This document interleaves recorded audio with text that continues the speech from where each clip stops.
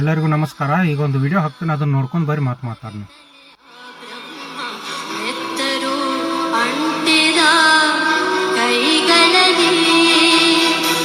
ಗಗನದಿ ಅಡಗಿರುವ ನಗುವನ್ನು ಅಳಿಸಿರುವ ದೇವರು ಅನ್ನುವ ಹಸಿದ ಹುಲಿ ಸುಟ್ಟಿದ ಬಾಳ ಬೇರು ಕಾಯೋರು ಇನ್ನು ಯಾರು ಕಣ್ಣಲ್ಲಿರುವ ವಿಡಿಯೋ ನೋಡಿದ್ರಿ.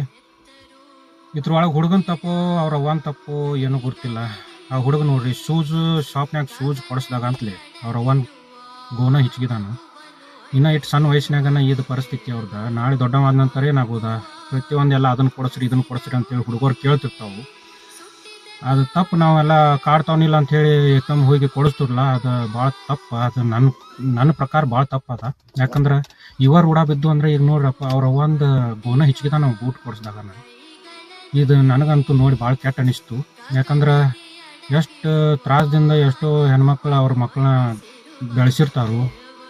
ಅದು ಒಂದು ತಪ್ಪು ಅಪುಪ್ರ ಮಾಡಿ ಅದೋ ಒಂದು ತಪ್ಪಿಗಾಗಿ ಈ ಥರ ಹುಡುಗರು ಆಗೋದು ಯಾಕೋ ನನಗೆ ಸರಿ ಅನಿಸ್ಲಿಲ್ಲ. ನಿಮಗೆ ಹೆಂಗೆ ಅನಿಸ್ತು ನೀವು ಕಮೆಂಟ್ ಮಾಡಿರಿ. ಆದಷ್ಟು ಬೇರೆಯವ್ರಿಗೆ ಶೇರ್ ಮಾಡಿ. ಧನ್ಯವಾದಗಳು.